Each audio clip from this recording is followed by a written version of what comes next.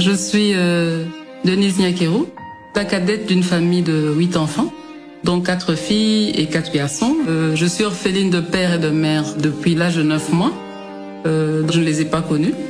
J'ai étudié un peu à Kamina et à Kinshasa, au lycée Tobongisa, là où je fais la coupe et couture. Ensuite, je suis allée en Belgique à l'âge de 18 ans. Et là, j'ai connu mon mari quelques années après. Nous avons vécu en Belgique depuis toujours, donc à Leuven, entre autres à Bruxelles. Je l'ai rencontré, il était déjà fils d'opposant. Donc vous pouvez imaginer la vie qu'on menait. On a eu à faire des études, des formations pour pouvoir nous en sortir dans ce combat qui n'était pas facile, mais je ne m'en plains pas. Alors, en tant qu'aide-soignante, j'ai fait des études d'infirmière, mais je n'ai pas terminé, donc j'ai fait une année. J'avais besoin de travailler à cette époque.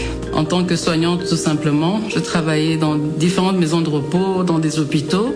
Et voilà, j'ai fait quand même 10 ans de carrière. C'est vrai que c'était pas facile, c'était un monde que je devais découvrir. Mais par après, j'ai compris que c'est un métier que j'aimais beaucoup. Et voilà qu'en 2017, quand mon mari m'a dit qu'il voulait se présenter aux élections présidentielles, j'avoue que j'ai beaucoup réfléchi. Je me suis dit, bon, est-ce qu'on va y arriver ou pas? Je ne sais pas, mais bon. On est venu, il s'est enrôlé avec nos peu de moyens qu'on avait. Le Seigneur était avec nous. Et là, j'ai compris que ma vie ne sera plus comme avant. Alors, durant la campagne, ce que j'ai remarqué, c'est que vraiment, il y a beaucoup d'attentes. Les gens ont besoin de changement, ont besoin de se sentir valorisés, écoutés surtout et accompagnés dans leur vie. J'étais en face des filles qui n'étaient pas préparées à avoir des enfants. Et j'ai compris qu'il y avait ce problème-là d'encadrement. J'ai vu des enfants qui ne vont pas à l'école, dont les parents, plutôt les mamans, parce que j'ai pas eu à discuter beaucoup avec les hommes, qui me disent que les enfants ne savent pas aller à l'école. C'est des enfants qui sont abandonnés à eux-mêmes. Lorsque je voyais d'autres personnes qui étaient vraiment, qui n'y croyaient plus, qui se disaient que voilà, vous êtes là tout simplement parce que vous voulez qu'on vote pour vous et vous allez nous oublier, vous n'allez rien faire pour nous. C'est qu'il y a des personnes qui ont tellement des blessures, des douleurs ou qui sont désespérées. Vraiment remettre un sourire ou leur donner un peu de chaleur au cœur n'est pas facile. Croyez-moi, c'est pas facile. Et c'est face à cette souffrance que je me suis dit, si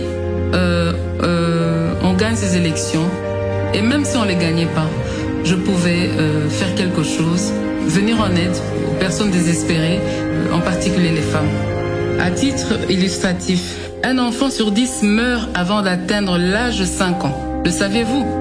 Le mariage précoce avant 18 ans. 43% des femmes âgées de 25 et 49 ans ont déclaré en être victimes. Le saviez-vous? Seulement 3 femmes sur 10 ont accès au marché du travail et majoritairement dans l'informel. Le saviez-vous? 4 filles sur 10 vont à l'école et que seulement 50% d'entre elles ont la chance de terminer le cycle primaire. Le savez-vous? Cette fatalité doit s'arrêter. Je n'ai guère la prétention de tout faire, de tout changer dans ce pays. D'ailleurs, soyez sûrs, je ne saurais y arriver. À chacun son rôle, mais en revanche, j'ai la prétention de m'exprimer, de m'élever en porte-voix et faire savoir à qui veut entendre les situations réelles de mon peuple, de mon pays. Non, je ne resterai pas inerte, ni silencieuse. Je fais le choix, pas simplement de m'exprimer, mais aussi et surtout d'agir. C'est pourquoi je lance aujourd'hui le mouvement Plus Forte. Plus Forte se veut avant tout d'éveiller les consciences des filles et femmes congolaises, de les accompagner dans l'amélioration de leurs conditions de vie ainsi que leur situation actuelle. Ce mouvement repose sur 4 piliers. L'éducation. La génération 2030 est celle d'adolescence d'aujourd'hui. Pour ce faire, je crois qu'il nous faut plus d'investissement dans leur éducation, en vue de prévenir le mariage et les grossesses précoces. Nous aurons les femmes plus fortes en 2030 si nous investissons aujourd'hui dans l'éducation de nos filles. La santé. En tant que prestataire de santé et mère, je n'aimerais pas voir une femme mourir en donnant la vie pour des causes qui sont évitables. Je rêve d'une génération de femmes plus fortes, capables de planifier les naissances et de contribuer efficacement au développement de ce beau pays. je voudrais contribuer à soulager les souffrances des drépanocytaires à travers une bonne prise en charge. Les violences basées sur le genre. Nous avons l'obligation de restaurer la dignité des femmes congolaises en vue de leur pleine participation à la consolidation de la paix et la reconstruction de la nation.